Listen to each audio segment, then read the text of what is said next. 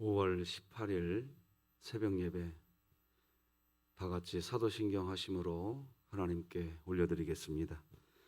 전능하사 천지를 만드신 하나님 아버지를 내가 믿사오며 그 외아들 우리 주 예수 그리스도를 믿사오니 이는 성령으로 잉태하사 동정녀 마리아에게 나시고 본디오 빌라도에게 고난을 받으사 십자가에 못 박혀 죽으시고 장사한 지 사흘 만에 죽은 자 가운데서 다시 살아나시며 하늘에 오르사 전능하신 하나님 우편에 앉아 계시다가 저리로서 산자와 죽은 자를 심판하러 오시리라. 성령을 믿사오며 거룩한 공회와 성도가 서로 교통하는 것과 죄를 사하여 주시는 것과 몸이 다시 사는 것과 영원히 사는 것을 믿사옵나이다. 아멘. 찬송가 204장 하나님께 올려드리겠습니다. 찬송가 204장 주의 말씀 듣고서 하나님께 찬양 올려드리겠습니다.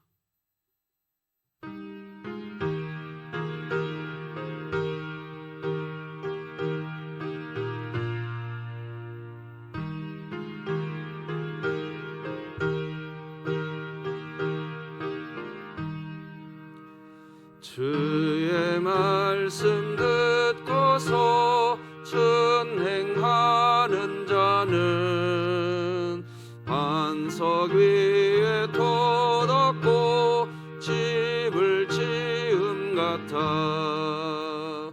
비가 와고 불나며 바람 부딪혀도 반석 위에 세운 집 무너지지 않네. 잘 짓고 잘 짓세 우리 집 잘 짓세. 만세 반석 위에다 우리 집 잘 짓세. 주의 말씀 듣고도 행치 않는 자는 모래 위에 터닫고 집을 지은 같아. 비가 오고 불나며 바람 부딪힐 때 모래 위에 세운 집 크게 무너지네. 잘 짓고 잘 짓세 우리 집 잘 짓세. 만세 반석 위에다 우리 집 잘 짓세. 세상 모든 사람들 집을 짓는 자니 반석 위가 아니면 모래 위에 짓네. 우리 구주 오셔서 지은 상을 줄 때 세운 공로 따라서 영영상 벌 주리. 잘 짓고 잘 짓세 우리 집 잘 짓세. 만세 반석 위에다 우리 집 잘 짓세. 오늘 함께 나눌 하나님 말씀은 구약성경 잠언 10장 1절에서 16절까지 말씀입니다. 잠언 10장 1절에서 16절까지 저와 여러분이 한 절씩 교독하시겠습니다. 잠언 10장 1절에서 16절입니다. 하나님의 말씀입니다. 솔로몬의 잠언이라. 지혜로운 아들은 아비를 기쁘게 하거니와 미련한 아들은 어미의 근심이니라. 불의의 재물은 무익하여도 공의 죽음에서 건지느니라. 여호와께서 의인의 영혼은 줄이지 않게 하시나 악인의 소욕은 물리치시느니라. 손을 꿰놀리는 자는 가난하게 되고 손이 부지런한 자는 부하게 되느니라. 여름에 거두는 자는 지혜로운 아들이나 추수 때에 자는 자는 부끄러움을 끼치는 아들이니라. 의인의 머리에는 복이 임하나 악인의 입은 독을 머금었느니라. 의인을 기념할 때에는 칭찬하거니와 악인의 이름은 썩게 되느니라. 마음이 지혜로운 자는 계명을 받거니와 입이 미련한 자는 멸망하리라. 바른 길로 행하는 자는 걸음이 평안하려니와 굽은 길로 행하는 자는 드러나리라. 눈짓하는 자는 근심을 끼치고 입이 미련한 자는 멸망하느니라. 의인의 입은 생명의 샘이라도 악인의 입은 독을 머금었느니라. 미움은 다툼을 일으켜도 사랑은 모든 허물을 가리느니라. 명철한 자의 입술에는 지혜가 있어도 지혜 없는 자의 등을 위하여는 채찍이 있느니라. 지혜로운 자는 지식을 간직하거니와 미련한 자의 입은 멸망에 가까우니라. 부자의 재물은 그의 견고한 성이요 가난한 자의 궁핍은 그의 멸망이니라. 의인의 수고는 생명에 이르고 악인의 소득은 죄에 이르느니라. 아멘. 자, 하나님의 말씀이 우리를 신방해야만 그리스도인은 살 수 있습니다. 오늘도 함께 선포하십시다. 시작. 하나님의 말씀이 나를 신방하게 하라. 이 또한 지나가리라. 아멘. 자, 시편 말씀 시작. 내 영혼아 네가 어찌하여 낙심하며 어찌하여 내 속에서 불안해하는가? 너는 하나님께 소망을 두라. 그가 나타나 도우심으로 말미암아 내가 여전히 찬송하리로다. 아멘. 하나님 말씀 암송하면서 3분 기도 사역에 꼭 동참해 주시기를 바랍니다. 오늘은 재물에 대하여 지혜로운 그리스도인, 이런 제목으로 하나님 말씀 나누겠습니다. 성경 잠언은 크게 두 가지로 나뉘어집니다. 1장에서 9장까지를 첫 번째, 그리고 10장에서부터 이제 두 번째로 나누어집니다. 이게 이제 오늘 10장부터 나누게 되는데 두 번째 단락을 보게 되는 겁니다. 잠언 10장부터는 하나님이 베푸시는 지혜, 하나님이 베푸신 그 지혜의 초청을 받아야 되는데 그 초청에 응답하면 이제 그리스도인의 삶에는 어떤 일이 나타나는가? 그러니까 하나님의 지혜의 초청에 응답된 그리스도인에게 나타나는 결과입니다. 이제 그것이 뭔가 이렇게 설명이 나가는 게 이제 10장부터 나갑니다. 그래서 10장부터는 의인, 악인 명확하게 구분해 버립니다. 자, 우리가 10장부터 살펴보는 이 잠언의 말씀을 통해서 그래서 눈여겨봐야 됩니다. 이제 10장부터는 어제 제가 말씀드렸죠. 지혜는 예수 그리스도다. 그러니까 지혜의 초청을 받은 사람의 어떤 인생을 살게 되는가? 의인의 인생을 살게 된다는 거예요. 다시 말하면 예수 그리스도의 초청, 예수 그리스도를 초청하고 그분과 함께 사는 사람은 어떤 삶을 살아가는가? 의인의 삶을 살게 된다는 겁니다. 그래서 10장부터는 다시 말씀드리지만 의인과 악인을 구분합니다. 그래서 오늘 본문에서부터는 독특한 구성이 있어요. 의인, 즉 지혜로운 사람은 이러이러한 삶을 살지만 악인, 즉 미련한 사람은 그와 반대로 이러이러한 삶을 산다. 이렇게 딱 구분합니다. 이런 구조입니다. 그러니까 중간이 없습니다.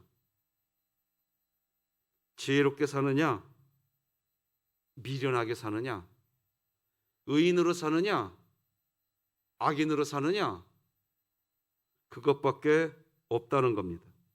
예수님으로 사느냐, 음녀와 사느냐, 이 세상에는 이 두 가지밖에 없다는 겁니다.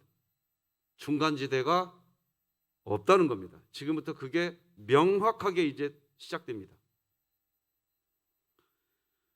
결단하라는 겁니다. 그러니까 신앙생활하면서 민기적 중간지대 없다는 겁니다. 잠언 10장에서 지혜로운 자의 삶, 잠언의 말씀 분명히 바늘로 찌르듯 하는 말씀입니다. 그런데 그 잠언의 말씀을 통해서 지혜로운 자의 삶을 사느냐, 즉 예수 그리스도를 모시고 사느냐, 그렇지 않느냐, 그건데 예수 그리스도를 모시고 사는 인생에게 주는 교훈은 오늘 본문에는 잠언 10장에는 크게 두 가지가 나옵니다. 첫째는 재물을 어떻게 보냐 이겁니다. 오늘 살펴보게 될 겁니다. 둘째는 언어 생활을 어떻게 하느냐, 이 두 가지가 10장에서 나옵니다. 내일 살펴볼 겁니다. 자, 이 두 가지가 이제 잠언 10장의 교훈인데 오늘 본문은 재물에 대한 겁니다. 자, 1절 다 같이 한번 읽겠습니다. 시작. 솔로몬의 잠언이라. 지혜로운 아들은 아비를 기쁘게 하거니와 미련한 아들은 어미의 근심이니라. 아비의 기쁨이라고 하면서 어미의 근심이라고 이야기하는데 이 표현은 바늘로 찌르듯 하는 이 말씀, 그 말씀을 밀어내버리지 않고 받아들인 지혜로운 사람, 그러니까 예수 그리스도를 받아들인 지혜로운 사람은 아비의 기쁨, 어미의 근심 이렇게 나눠지지 않습니다. 어미나 아비나 다 기쁘게 해드릴 수 있고 그렇지 못한 사람은 근심이 되는 겁니다. 오늘 1절에서 아비의 기쁨이다, 어미의 근심이다 이런 식으로 표현하고 있는데 잠언의 말씀을 받아들여서 지혜로운 예수 그리스도와 함께하는 그런 삶을 살면 아비의 기쁨, 어미의 기쁨이 되지만 그렇지 못한 사람은 아비의 근심, 어미의 근심이 된다는 그런 뜻입니다. 그러니까 1절에서 명확하게 딱 정리해버립니다. 이제 그래놓고 2절에서 곧바로 재물에 대한 이야기를 시작합니다. 같이 읽어볼까요? 시작. 불의의 재물은 무익하여도 공의는 죽음에서 건지느니라.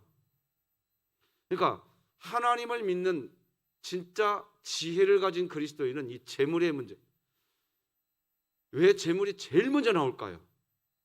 자, 10장부터 예수 그리스도를 모신 지혜를 가진 그리스도인의 삶은 어떤 결과를 가져오나 그게 10장부터 시작되는 내용이라고 했어요. 그런데 제일 첫 번째 나오는 게 재물입니다. 그만큼 재물은 성경 마태복음에서도 이야기하듯이 하나님과 재물을 겸하여 섬길 수 없다 이렇게 이야기하듯이 재물의 파워는 어마어마합니다. 그러니까 그리스도인으로 살아갈 때 이 재물의 장벽을 넘어가지 못하고 그리스도인의 삶을 이후로 언어 생활도 무너지는 겁니다. 내일 살펴보게 될 겁니다.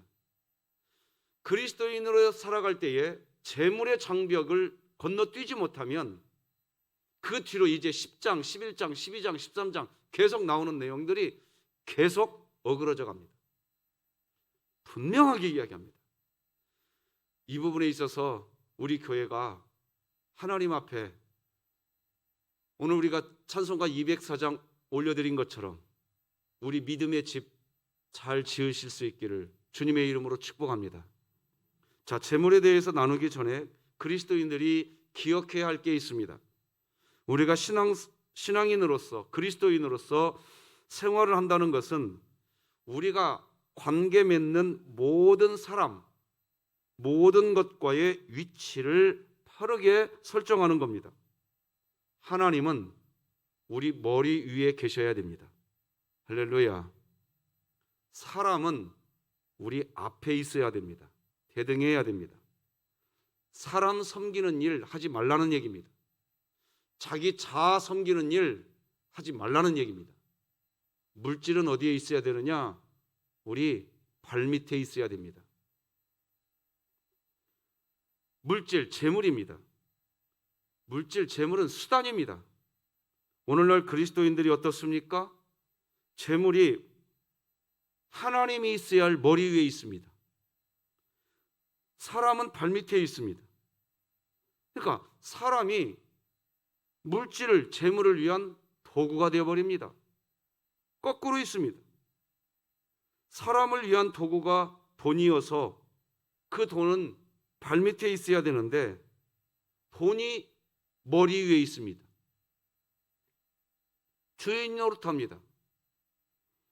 그리고 그 돈을 늘리고 그 돈을 지키기 위해서 발밑에 둔 사람을 짓밟습니다.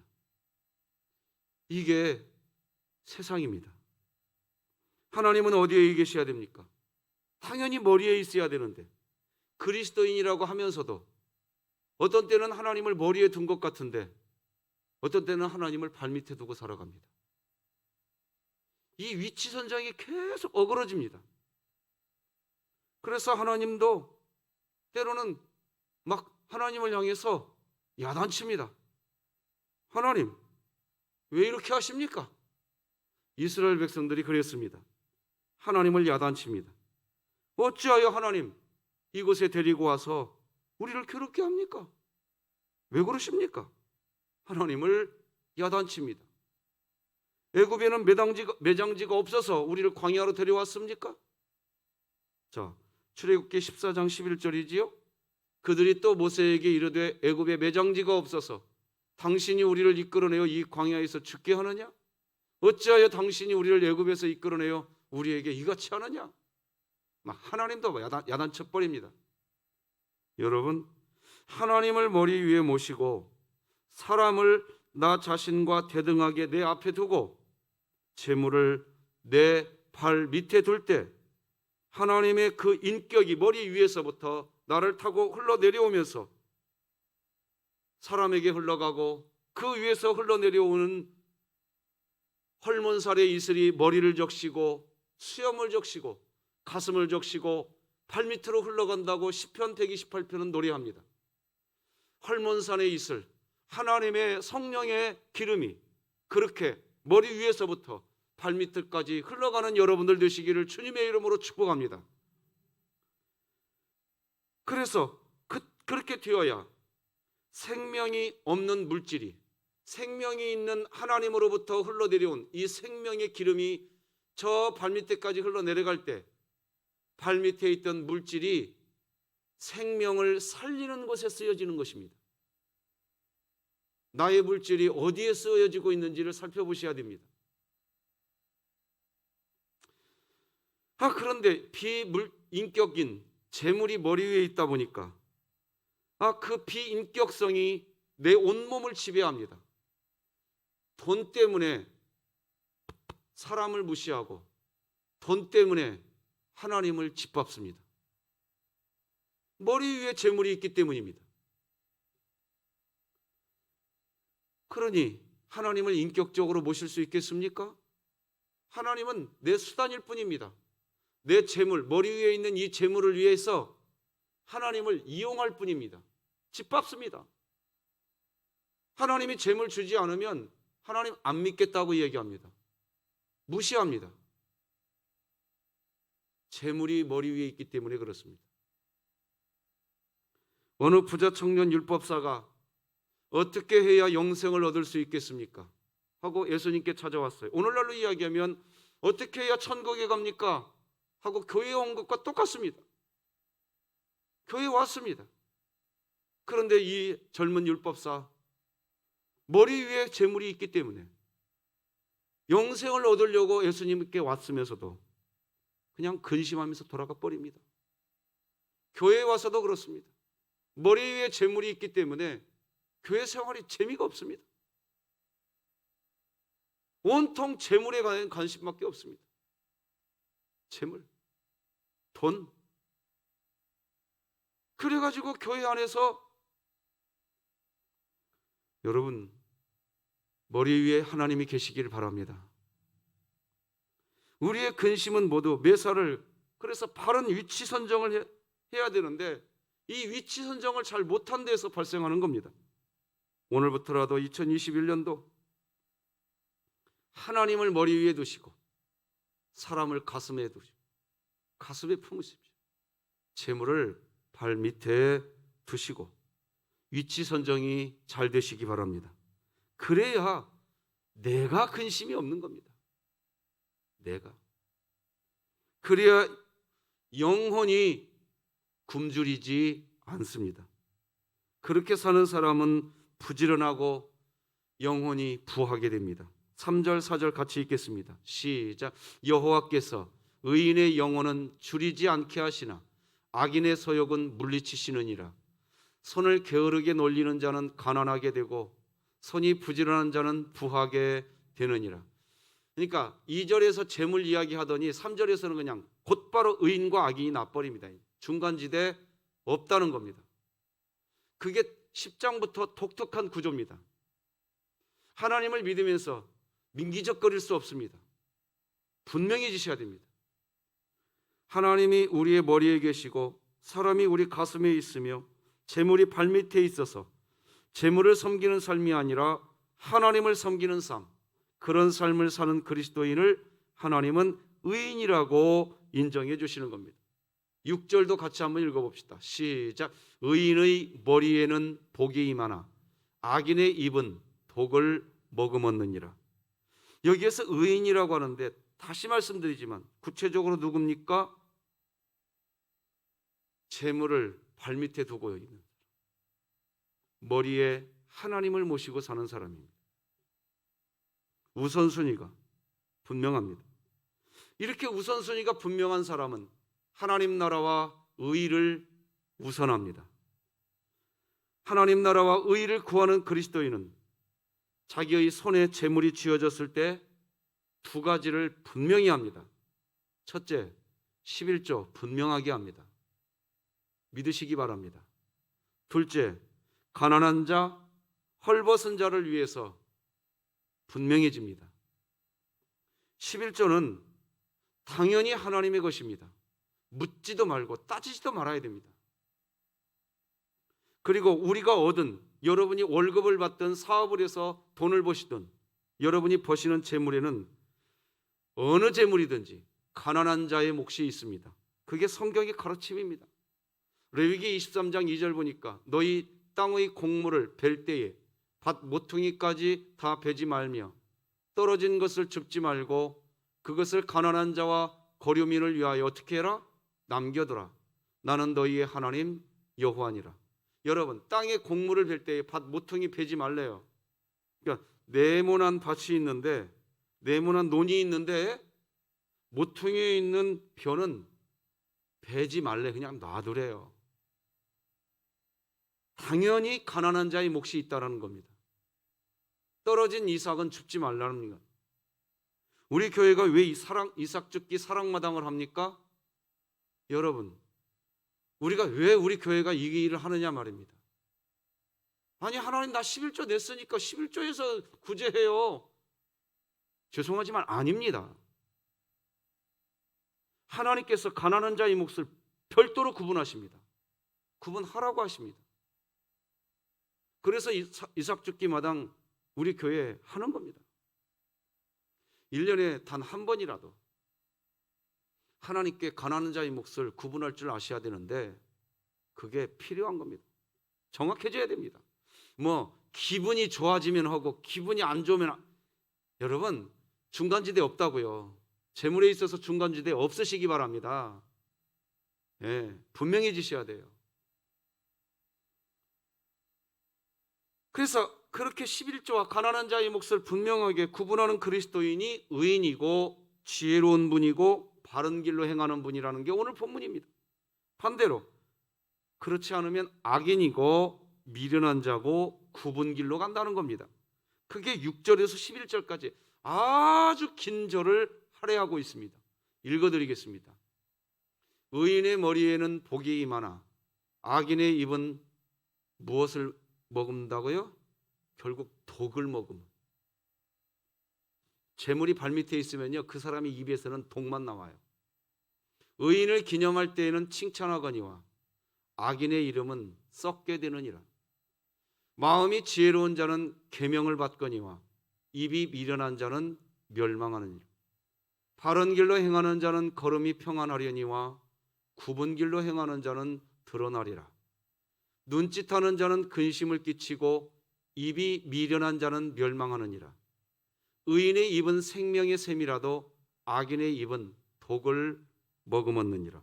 자, 여러분이 공통적으로 자꾸 나오는 말이 하나 있다는 걸 발견하실 겁니다. 악인의 입, 의인의 입. 그러니까 어디에서부터 구분이 시작되느냐? 머리 위에 재물이 있는 사람의 입에는요, 재물이 지배하고 있거든, 그 마음을. 머리 위에 하나님이 계시는 사람은, 하나님이 머리 위에 계시면 하나님 사랑, 사람 사랑이 구현됩니다. 그런데 재물이 머리 위에 있으면 말이죠, 이 재물이 나를 지배하기 때문에 사람을 대할 때 그 사람의 입에서는 말이죠, 독밖에 안 나옵니다. 독밖에 안 나와요. 왜? 재물을 기준으로 사람을 이야기하기 때문에 그러거든요. 재물에 있어서 의인, 지혜로운 자, 바른 길로 행하는 자는 모두 하나님이 머리 위에 계시는 분입니다. 그러나 그렇지 않은 사람은 하나님이 발밑에 있는 겁니다. 재물이 있어야 할 위치를 성경적으로 위치 선정이 잘 된 사람과 그렇지 못한 사람의 결정적인 차이점, 뭘까요? 재물이 머리 위에 있는 사람은 재물의 지배를 받으면서 결국 미움을 마음에 담기에, 말씀드린 것처럼 입에서는 독밖에 안 나옵니다. 돈이 최고입니다. 그래서 그 돈이 향방을 제대로 하겠다고 하면서 사람을 편가릅니다. 이놈의 돈 때문에. 교회는 그런 곳 아닙니다. 회사나 사회는 그럴지 모르겠습니다. 교회는 그런 곳이 아닙니다. 교회는 하나님이 머리 위에 계시는 겁니다. 이따 뒤에 가면 공의라는 말이 나옵니다. 하나님의 공의. 뒤에서 설명하겠습니다. 여러분, 분명해지셔야 됩니다. 교회는 어떤 곳이냐? 그냥 하나님이 영광 받으시는 곳입니다. 어떻게 영광 받으시는지 뒤에서 설명하겠습니다. 자, 12절을 한번 읽어보십시다. 시작. 미움은 다툼을 일으켜도 사랑은 모든 허물을 가리느니라. 자, 갑자기 이제 재물 이야기하다가 미움과 사랑 이야기로 갑자기 흘러갑니다. 왜 이렇게 될까요? 하나님을 머리 위에 모시고 사시는 분은 결국 사랑입니다. 사랑. 하나님 사랑, 사람 사랑입니다. 그렇게 됩니다. 근데 이 머리 위에 재물이 있는 겁니다. 절대로 사랑 못합니다. 의인이면 의인이고 악이면 악인입니다. 중간지대 없습니다.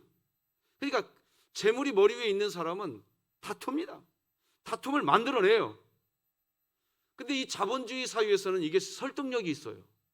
왜? 자본주의잖아요, 이 세상이. 자본주의라고요. 자본주의. 우리나라가 자본주의라고요. 그러니까 아주 설득력이 있습니다. 재물이 이렇게 됐잖아, 이 말을 누구도 거기에 토달 수가 없습니다. 그러니 다툼이 일어납니다. 하나님이 머리 위에 계셔야 됩니다. 그 사람은 12절이 분명히 말합니다. 사랑입니다. 결국 불의의 재물. 왜 불의의 재물이라고 표현하나요? 머리 위에 재물이 있는 겁니다. 그건 불의의 재물입니다. 공의가 나옵니다.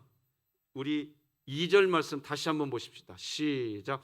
불의의 재물은 무익하여도 공의는 죽음에서 건지느니라. 자, 잘 보세요. 불의의 재물, 띄워주세요 자막. 불의의 재물은 재물이 어디에 있다고요?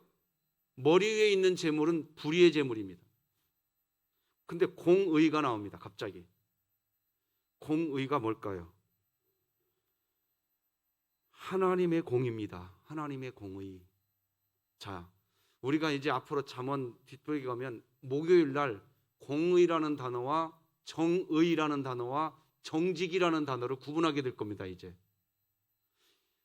기억하시고, 목요일 날 새벽 예배는 진짜 오늘과 이어져 가는 내용이거든요. 다시 말씀드립니다. 공의, 정의, 정직이 나옵니다. 공의는 하나님의 공의입니다. 정의는 공동체, 신앙 공동체의 정의입니다. 정직은 개인의 정직입니다. 이것이 성경은 정확하게 구분시킵니다. 이게 구분돼야 돼요. 이게 구분이 안 되면 어떤 일이 벌어지느냐? 이게 공의야 하면서 싸웁니다. 그건 공의 아닙니다. 하나님은 싸우는 분이 아니세요. 보세요.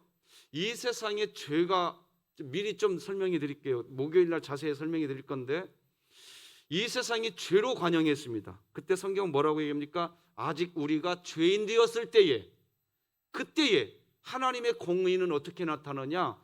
죄인된 이 세상을 짓밟는 게 아닙니다. 죄인된 이 세상의 사람을 감옥에 가두는 게 아니었습니다. 죄인된 이 세상에 하나님의 공의는 십자가로 나왔다. 믿으시기 바랍니다. 이걸 교회라고 이야기합니다. 그래서 그 십자가가 구현된 것이 신앙 공동체입니다. 거기에는 정의가 나오는 겁니다. 거기에 그때의 정의는 하나님이 이루신 그 십자가를 실현시키는 것입니다. 그걸 교회라고 이야기하는 겁니다. 십자가는 뭡니까? 그 죄를 덮어주는 겁니다.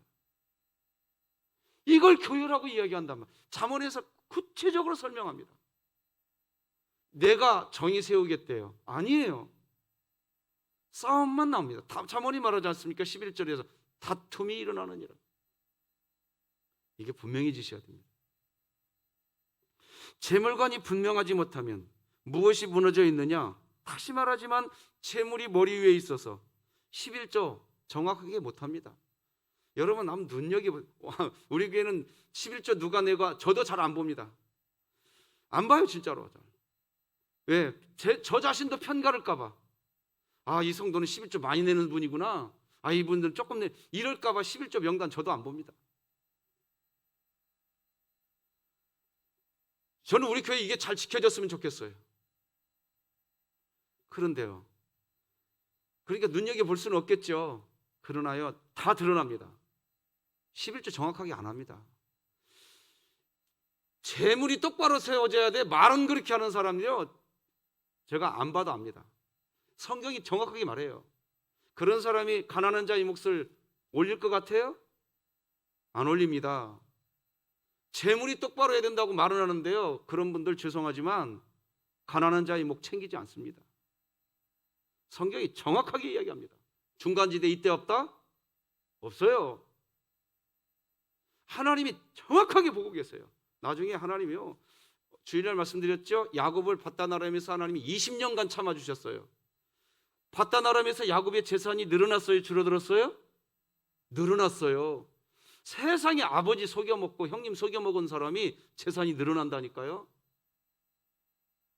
돌아오질 않아요 야곱이. 그러니까 하나님이 한두 뼈 쳐버리는 거예요 나중에. 그래놓고 이스라엘로 이름 바꿔놓습니다.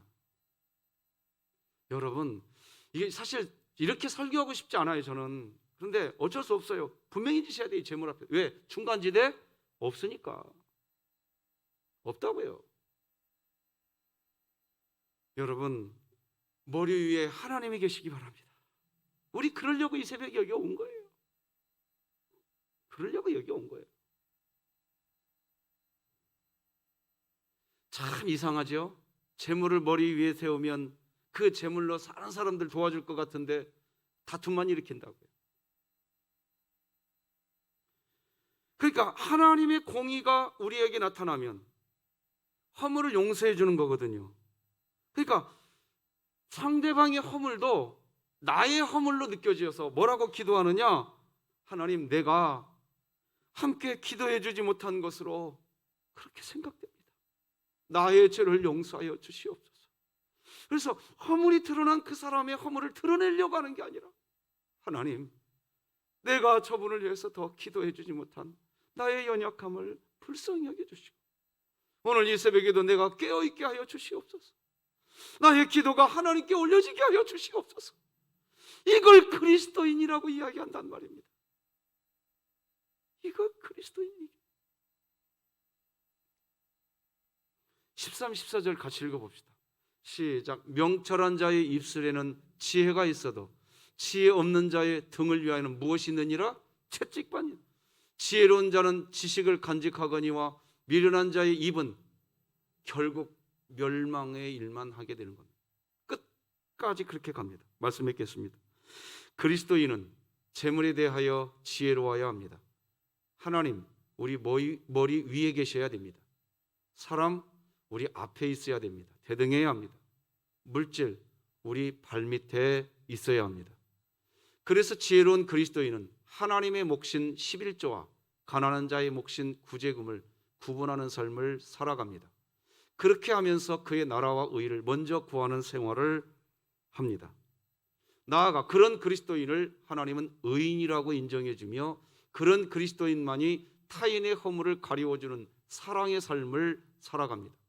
타인의 허물을 자신의 죄로 인정하고 자신이 대신 회개 기도를 합니다. 바로 이것이 하나님 사랑, 사람 사랑의 생활입니다. 기도하시겠습니다.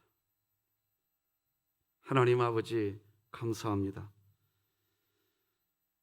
하나님의 잠언의 말씀이 책망으로 들리고 꾸지람으로 들립니다. 마치 바늘로 우리 마음을 콕 찌르듯 합니다. 그러나 그게 지혜인 것을, 그것이 우리 안에 예수 그리스도를 모시는 말씀을 통한 방법인 것을 우리가 알게 하여 주시옵소서. 머리 위에 하나님이 계시고 발밑에 재물이 있게 하여 주시옵소서. 오늘 하루 살아갈 때 그런 의인으로 하나님 나라, 하나님의 의 구하며 사는 저희들 되게 하여 주시옵소서. 예수님의 이름으로 기도드립니다. 아멘. 하늘에 계신 우리 아버지여, 이름이 거룩히 여김을 받으시오며 나라가 임하시오며 뜻이 하늘에서 이루어진 것 같이 땅에서도 이루어지이다. 오늘 우리에게 일용할 양식을 주시옵고 우리가 우리에게 죄 지은 자를 사하여 준 것 같이 우리 죄를 사하여 주시옵고 우리를 시험에 들게 하지 마시옵고 다만 악에서 구하시옵소서. 나라와 권세와 영광이 아버지께 영원히 있사옵나이다. 아멘.